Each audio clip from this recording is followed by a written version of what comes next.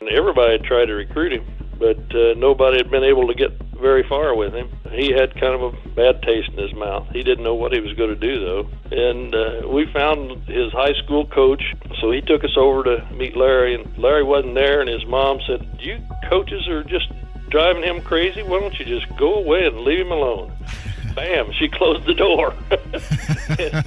Gary said, "Wow, I can't, she must have had a bad day because she's normally real nice."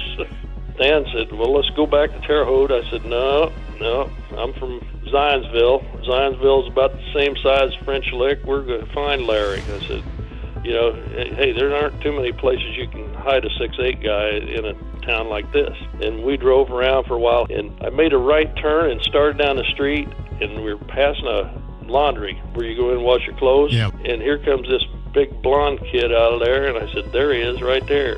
And I pulled in. He said, "You think?" I said, "There can't be two of them in this town." And got out and introduced myself.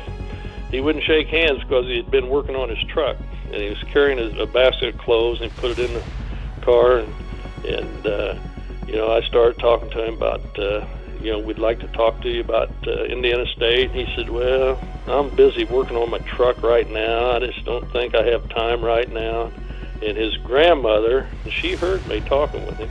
So she come around there and she said, "Larry, these nice fellows were, they took their time to drive all this way to see you.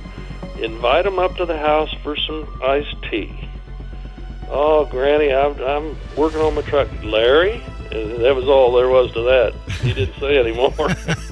So we followed him up there, and she fixed his tea, and we sat and talked with him. And we had a lot in common, small towns, and just we knew each other, I was talking about recruiting. We had to have a point guard, and he said, "Well, you ought to get Kevin Carnes."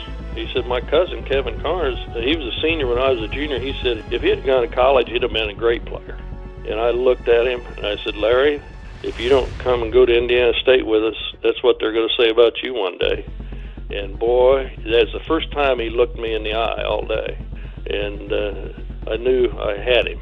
2 days later, I drove down there and knocked on the door. His mother answered the door. She said, "Oh, come in, Coach. It's good to see." Had a different tone. Wow, is this a different reception? And Larry said, "How'd you know I was going to sign? How'd you know?" I said, "Well, if you're an intelligent kid, and this is the intelligent choice to make. So all you have to do is sign right here, and I'll mail it for you." And he signed it, and the rest is history.